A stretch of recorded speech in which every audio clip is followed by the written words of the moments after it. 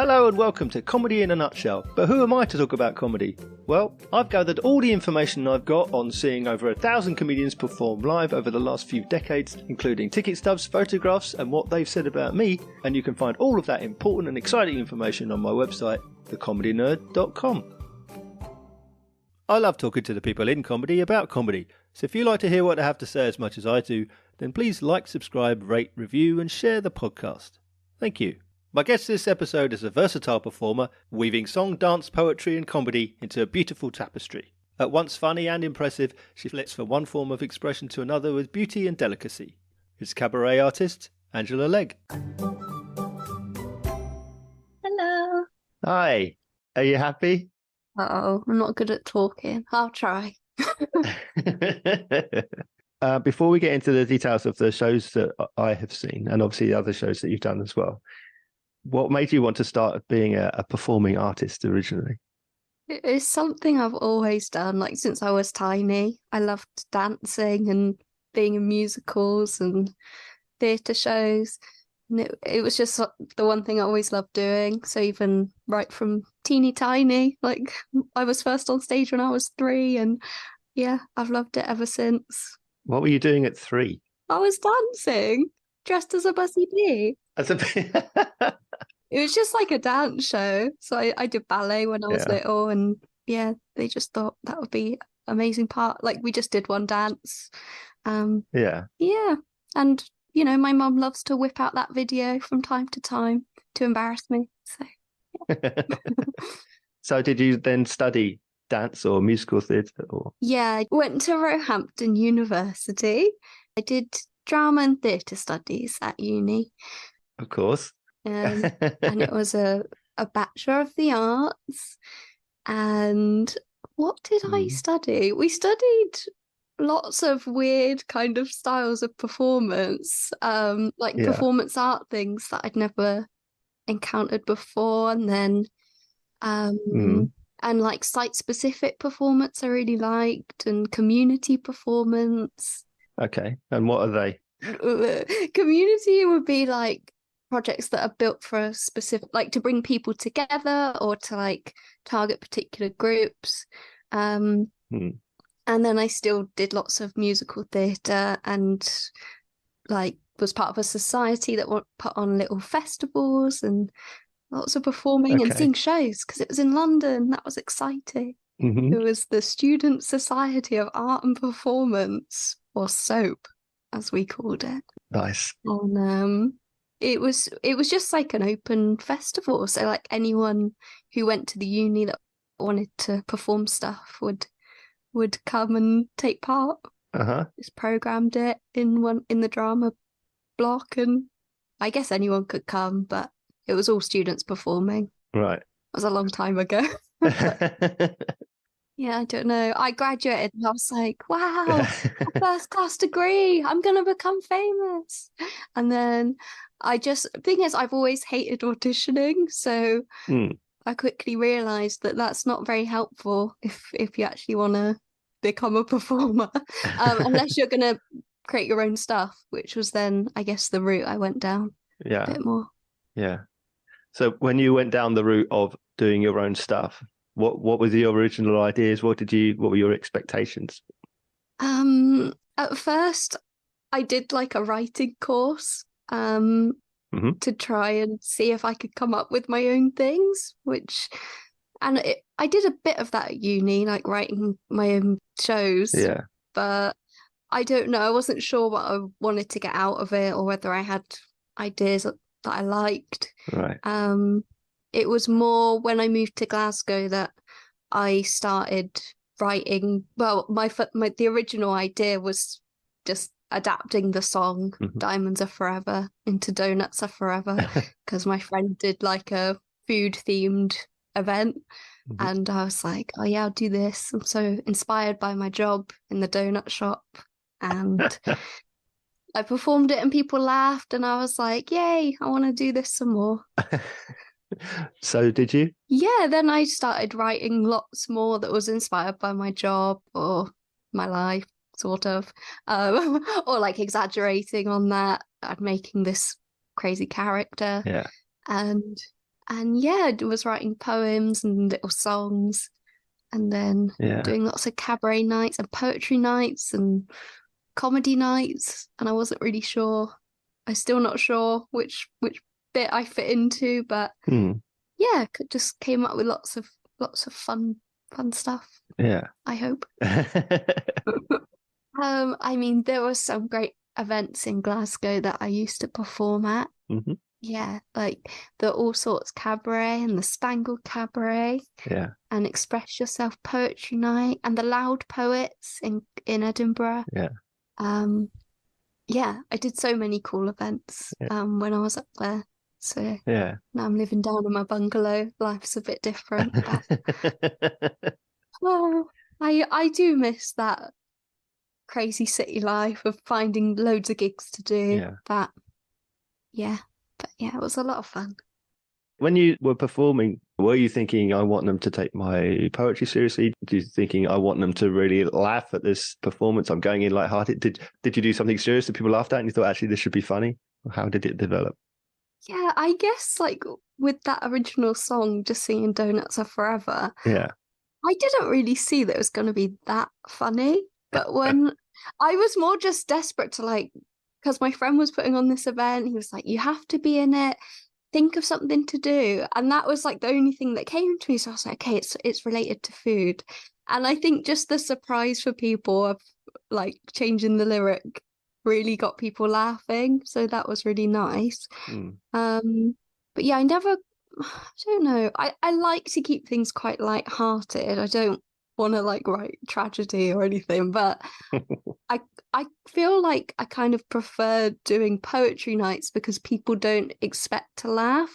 And I think my kind of material may be, I don't know, it's so weird for comedy shows. Not quite, I don't know, but at poetry, it's quite nice because it's often quite a lot of serious content. And then I come on and it kind of gets a little more joy in the room sometimes. Yeah. Is that something that you're always going for? Are you conscious of lightening the atmosphere? Yeah, I try and keep it light and fun. Don't know. I feel like some of the topics I talk about can not be as happy, but then I don't know. I feel like I'm always trying to see the good side of it or just laugh at myself, Yeah. Yeah. So when I've seen you perform, it's quite a variety act because you do a little bit of singing, little poetry, little dancing. There's some comedy. I mean, what's your favorite discipline? I mean, you mentioned a minute ago that you're not really sure what you want to do, but where are you most comfortable? Where are you happiest? Like you say, I kind of never know what bracket to put my stuff into, and probably variety is the right bracket, that I just do a little bit of everything. I don't know if there's one thing I like the most. I feel like I am I don't know. I love dancing. I feel like that's so freeing and fun and silly. But also I feel like, I'm not a professional dancer. I just enjoy it and I know a few moves. And then it's the same with all of it. I like writing silly rhymes, but I don't feel like I'm a poet. I'm just taking little bits from all the genres that I enjoy and smushing them all together. So when you were doing your first show, did you have expectations from the audience? Did you have expectations of the performance of yourself? Did you have anxiety, nerves? What was that first show like? Yeah, I definitely get nervous, but I just try and channel it and try and have fun on stage. But I do still feel like I kind of prefer if my audience just sit and listen. I'm not so good at dealing with people who want to be really involved or people who are disruptive. Yeah. I'm very much I like to have my script. I think it's probably from doing theatre and stuff when I was younger. It's I've never quite got that. The way that some comedians can really deal with situations. I'm very much you're the audience, I'm the performer. Please just listen to me. But yeah, I just try and have fun and enjoy it. Yeah. Do you feel like you have to stick to the script, or a lot of comedians they they like to be able to adapt to the room and sort of localize everything to what's going on in the room and changes and improvise. Are you happy with that idea? I mean, given what you've just said, do you like to stick to a regimented structure? With my solo stuff, mostly the character's talking in rhymes. Yeah. So it is really difficult if someone wants to get involved when I'm halfway through a poem. Yeah, I haven't figured out how to do that, really. No. That would be a good thing to learn. It was a bit easier like with Daft Duo stuff because we were a lot more just playing around, being silly. Yeah. So you could kind of get the audience a bit more involved or like respond to things they were saying. Yeah. But yeah, with my solo stuff, I do find it quite hard because like I say, I do script things and I do really plan how it's gonna go. Yeah. You mentioned this character. This is a person that you play on stage. Again, talking to comedians, I ask often if the person that they're on stage is a character, is a like an extension of themselves or a version of themselves. Did you establish from the outset that you didn't want it to be you on stage? It would be somebody else. Is it a role that you're playing? Is that the actor in you? That's the scariest part for me of like writing my own stuff. There's part of me that still much prefers to just be given a script and get to be someone completely different. Because I think when I've written it and I'm performing it, people are automatically assuming it's me. Yeah. And obviously when you write, you are basing it on something that's within you. But I think I always say like it's sort of me, but sort of not. A lot of it's based on things maybe that have happened to me, but I do really exaggerate it, or I take from other things I've heard about, or just to make it more dramatic. So yeah, I like to distance the character from me. Yeah. Let's say she's not me. But the character is Miss A. Legg. It's not a great leap, is it? Yeah. I need a new stage name. Oh. So you mentioned the Daft Duo. How did that come about? Yeah, that was a lockdown project. So me and Thomas, living in different places, me in Glasgow, Thomas in Edinburgh, and we wanted to keep doing something creative. So yeah, we started doing silly videos and doing like Zoom events. And then when things eased a bit, we got together and we did some like physical comedy together and took it to real events, and was all like a lockdown thing. But we've been friends for like years and years, but that was kind of the thing that triggered the Daft Duo. Yeah. When you started online and then you took it to a live room, how much did it change? How different was online and live? It's funny because our first projects were videos, and then to kind of add the comedy, we would make them double speed. So like our voices would be squeaky and we'd be doing silly things. Obviously, it's very difficult to go double speed in a room with other people. So it was figuring out how we can still have this same kind of energy in the room with people. Which unfortunately required lots of props and lots of silly, like, we needed lots of space and lots of chaos, basically. But then the hosting events, obviously we couldn't be double speed to host online events. So that was slightly easier transition to do in a room. I think... Yeah, it was tricky. Like we didn't do the exact same material from our videos, but sometimes we tried to incorporate elements of it on stage. Yeah. And then you took Daft Duo to the Fringe last year. What was your Fringe experience like? It's funny because we had a lot of fun, but like I say to people, we must have been in the smallest room that there is at the Fringe, and with all the props that we had and the chaos we wanted, it was very hot and very, but it was really fun. Like we had some great audience experiences, and it was just like our first time really doing the Fringe in that way. So Yeah. Yeah, it was tiring, it was exhausting, but it was a lot of fun. Yeah. Yeah. Did you get out and explore the Fringe and see other acts? A little bit.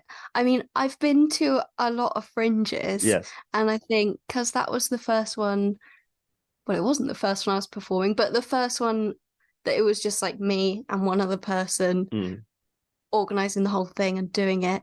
Yeah. I think we were both quite exhausted. Yeah. And I was also in another show, and it was just a lot going on. It can be hard to see other things, but I tried to see some things, yeah, Yeah. comedy and theatre. Yeah, So what sort of things did you see? I remember now. Oh God, I should have wrote more notes. Um, I honestly don't know my memory. Um, I went to lots of free fringe stuff. Yeah. Oh, I don't know. Okay. And what about the other show that you were in? Oh yeah, I was also in a show. What was it called? I was in Glass Slippers and Silver Bullets, Yeah. which was a horror pantomime, Yeah. and I played the fairy godmother, which was amazing. It was like it was Cinderella, but not quite. She turned into a werewolf, and I was there to save the day, or not. How did the two experiences compare? You're running two shows at the same time, very different shows. One that is you're very much a part of the creation and construction of, and then you're in the small room with lots of stuff that's sort of chaotic going on, and then you've got another thing that you are a part of a greater ensemble with more people involved. How do you go flip from the one to the other? I guess I tried to just keep them fairly separate in my head because they're so different. And in with Glass Slippers, it was just that I auditioned and I got the part, so I didn't have to be thinking about the producing side so much. So yeah, it was more I could turn up and just kind of enjoy just doing the show and not worry as much with it. Yeah, I mean, with both, it was obviously loads of flyering and trying to get people in, but it's tricky when you're doing a show that's like for family, like family friendly, and then one that's 18 plus. You can't really fly on both at the same time or like tell people to come to your other show too. So yeah, I just kept them quite separate. It was like afternoons are Glass Slippers, and then evening is, one bite only. Yeah. So, yeah. And what about audience feedback and response from your show? How did that go? Yeah, good. Yeah, one bite only. We got some good reviews, and people seem to enjoy it and say nice things. Look, I had we did a couple like performances out like on the fringe stages, Yes. and I had like a person be like, "Oh my gosh, like your songs, you're like Victoria Word," and I was like, "Oh, wow," just because I like a silly rhyme.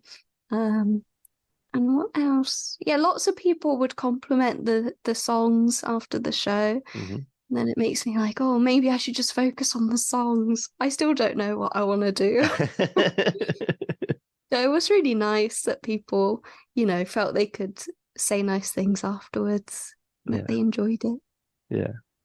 And then from two shows that involve another person or a group of people to this year at the Fringe, you did two shows that were all you. So a different experience, I imagine.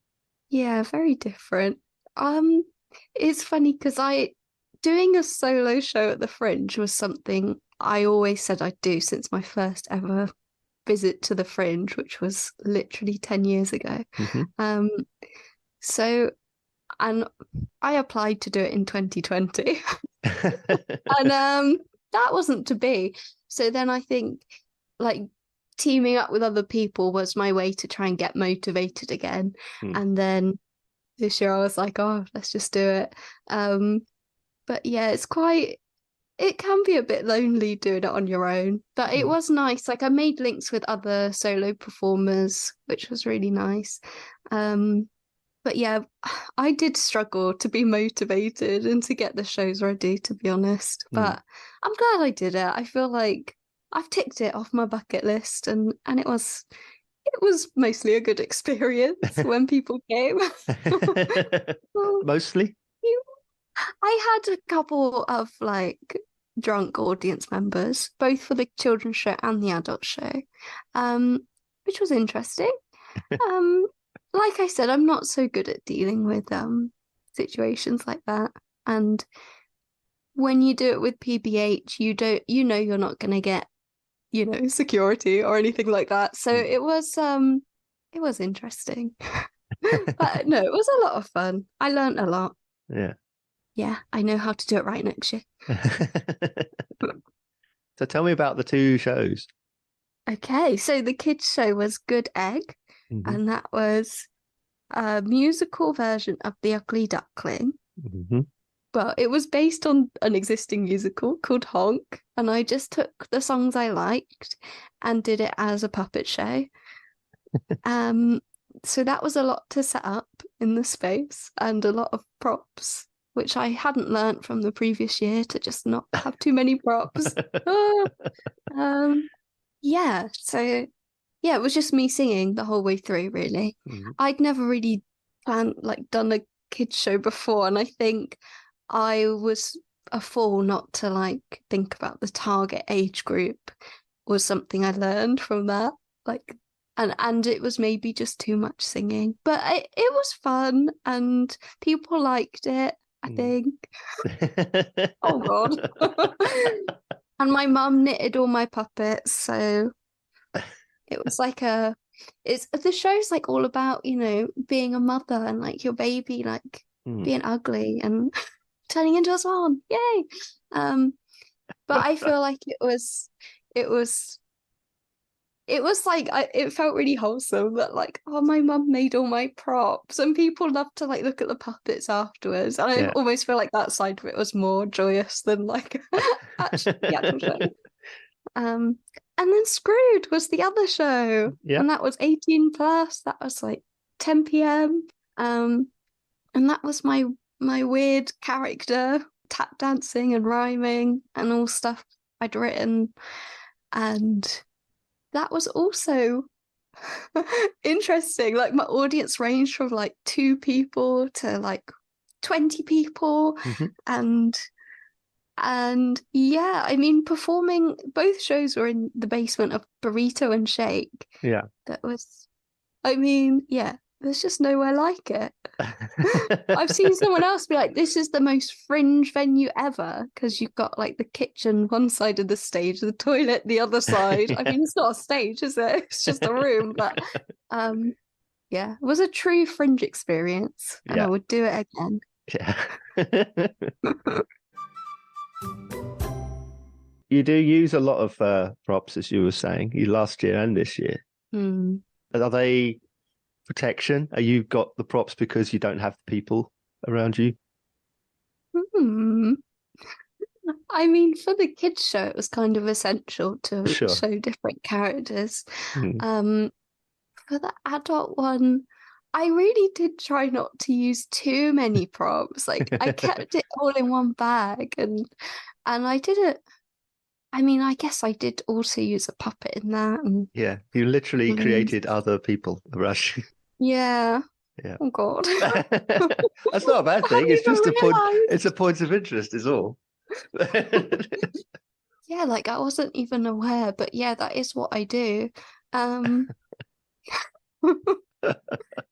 yeah, I feel like they are essential. I need something to respond to or to bounce off. I mean, I've never done normal I've never done stand-up comedy or yeah. I mean, some of my poems I can just stand and say a poem, but but yeah, I do quite like having those little elements that I can have to just keep things changing a bit. Yeah. Yeah.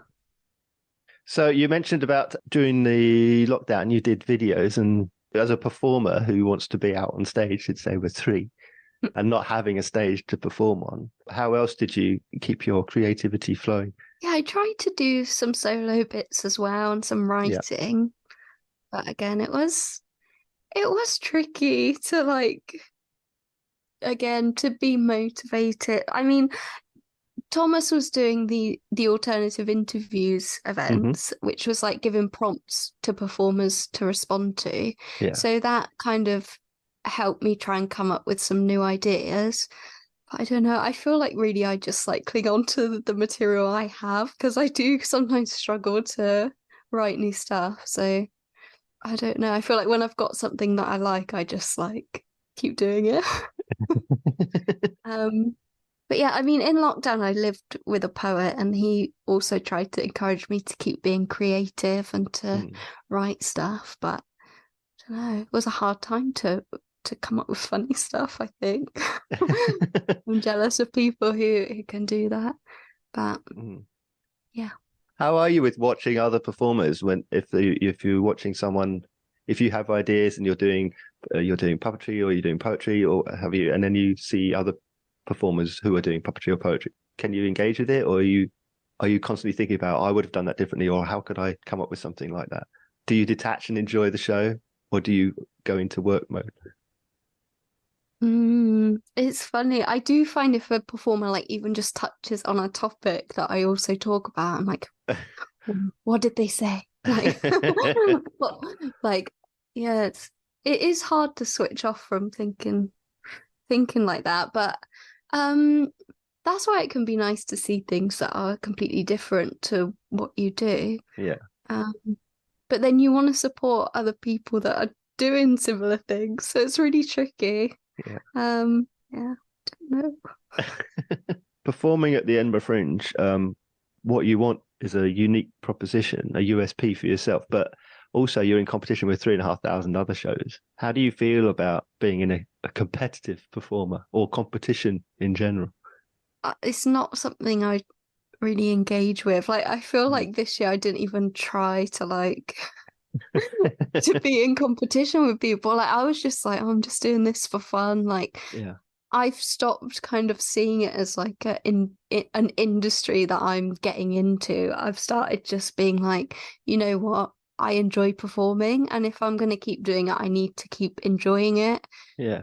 I think maybe last year it was a bit more, oh, you know, this is our first time and we really want to get people to like come who are important. And I think putting that much pressure on it can be really make it really hard. Like, I feel like I'm the kind of person who really obsesses over like archiving everything I've done on a website, or whereas really I hate like going on social media, and I hate like all the admin side of like writing to all these reviewers to try and get them to come. It's so like oh, I just think like it sucks the joy out of it a bit for me. So I've just started, you know, since I first went to the Fringe, it was very much like this is a huge thing, and there's so many shows and so much like cool creative stuff happening.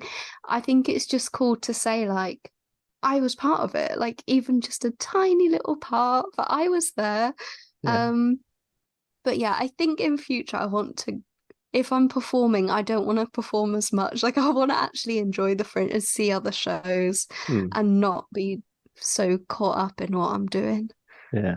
Do you enter other types of competition? As a performer, do you go in for like new comedian type? I did actually do one new comedian of the year thing during lockdown. That was, which was terrible. I mean, I was in the heaps, but that, yeah, I wasn't very happy with my performance. But then it's hard to know when you're on Zoom, isn't it? Like, yeah, I don't know what people are thinking. Yeah. But then I feel that in the room sometimes. I come off stage and I'm like, I don't know what the audience thought of that. I didn't feel it. So, yeah, it's not good. So you've mentioned an interesting diversity in your audience with the drunken people at kids shows, etc. So what so far have been the best and worst moments for you?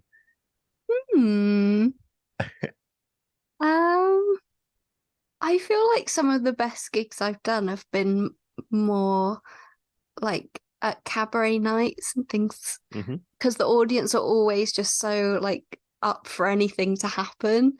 So it's quite nice for like my variety style. Like, yeah, I feel like cabaret audiences do. Well, they're always so like energized already, so they're really into it. Yeah. I mean, yeah, sometimes, like you say, at comedy nights, they just don't get what I'm trying to do. Or like it's hard when you're in a lineup that's all stand-ups and then you go on stage and you're like, I'm gonna do a poem. They don't get it.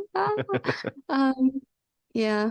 So I mean, yeah, I've done some open mics at like Monkey Barrel, and sometimes it's just a really long evening, isn't it? And then you're like the last act on, and everyone's just like, "This needs to end." So, like, oh, I feel that. So they can be hard. Is there any specific moments that stand out? You go, oh my God, I don't want to ever do that again. Or, wow, that was the best thing that's ever happened.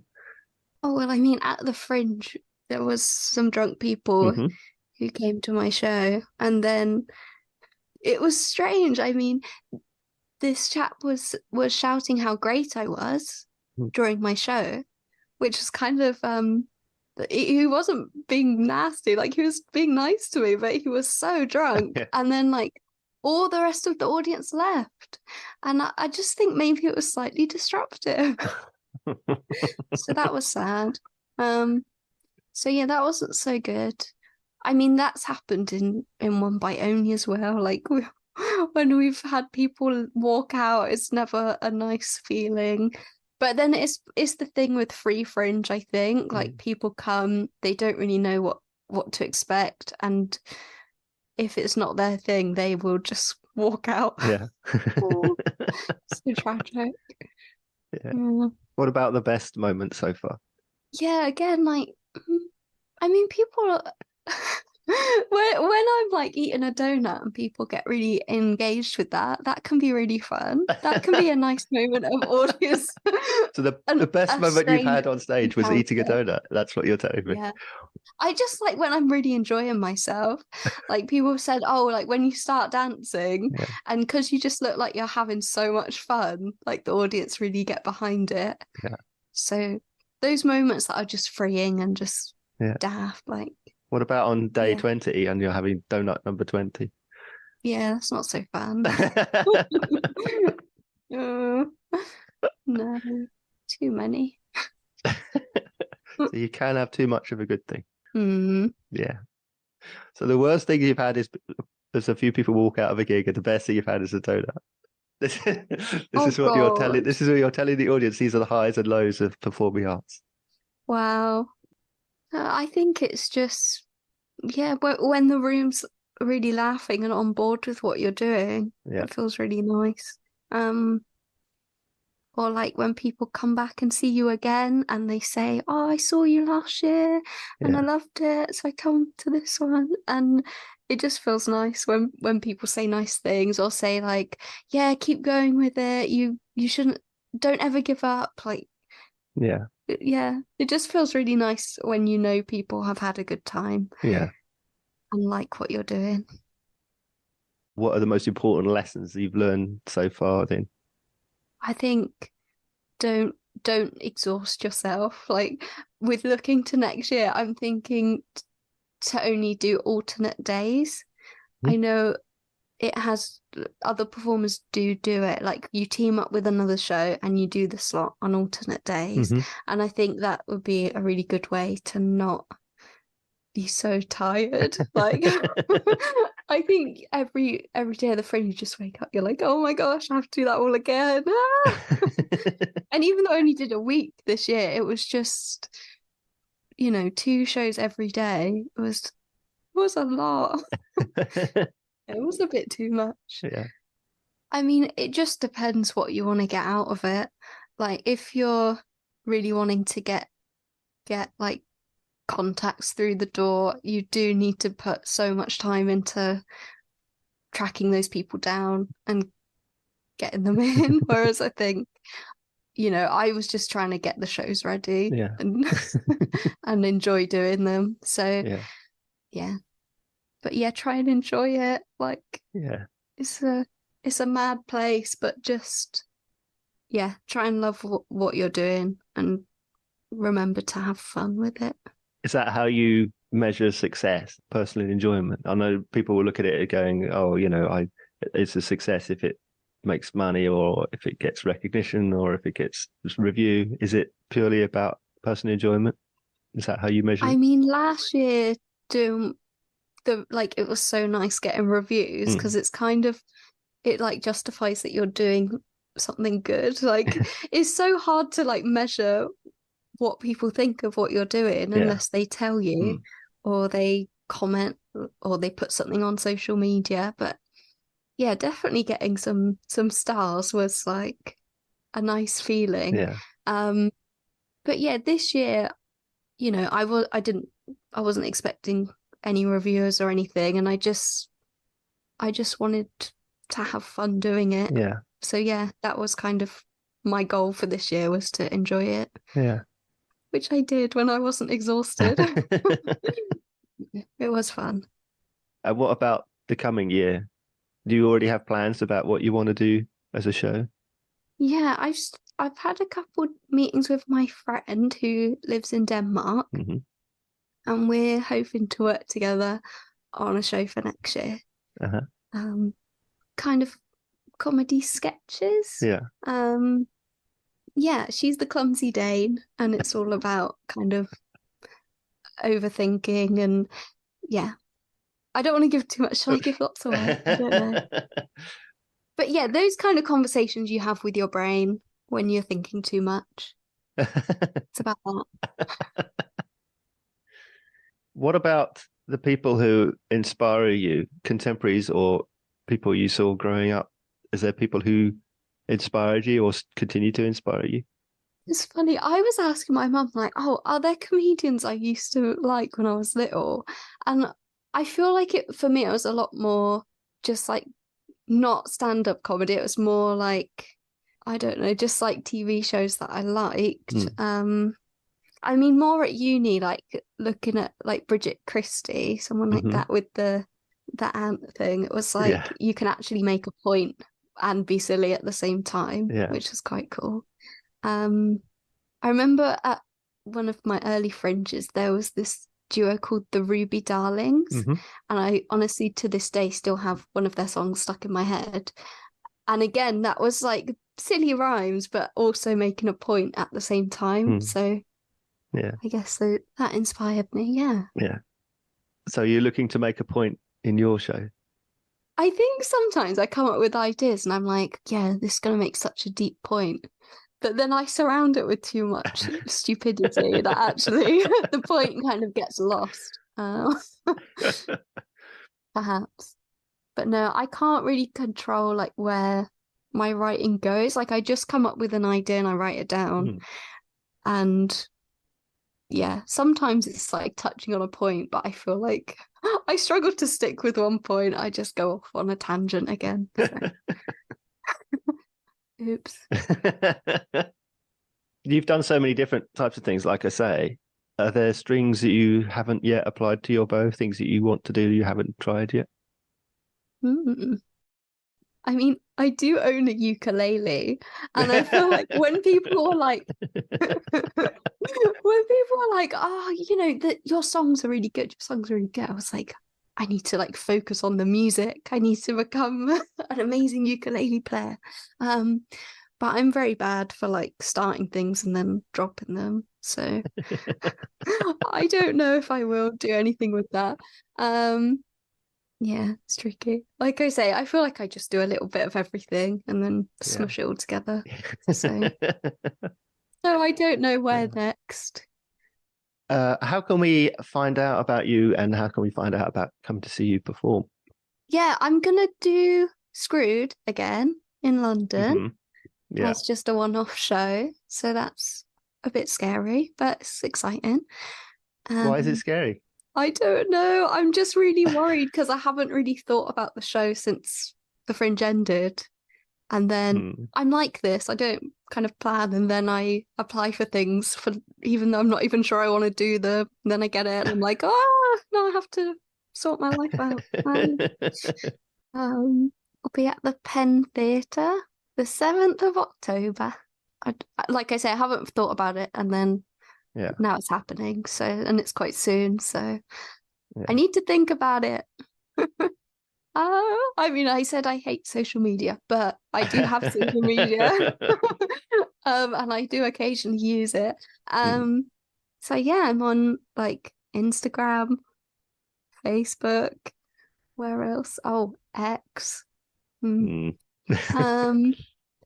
I have like a link tree and a website, which I occasionally update. So yeah, keep an eye on those. I think my Instagram's Miss A Legg. So that's easy. And the link tree's like Linktree/Miss A Legg. So on there you'll find all the links to everything. Go to the link tree. Oh my gosh. I'm very good at self-promotion. Yeah. And describing what I do. Yeah. So the last thing I ask is always, how would you sum up comedy in a nutshell? I think comedy in a nutshell is it's more like, I think it's more like the silly little everyday things that make you laugh. Like I think every day has something comedy in it. Yeah. And it's maybe not all about what happens on stage for me. It's more like the silly stories from work or from my family, stuff like that. Yeah. But yeah, anything that tickles you. But then maybe you should write it down and take it to a stage. No, I don't know. But yeah, I think a lot of the comedy that I write, and most people write, is taken from real life. So, you know, sure, go and see live comedy, but also laugh at yourself and just enjoy the comedy from every day. People watch. That's my advice. Angela, thank you so much. Thank you.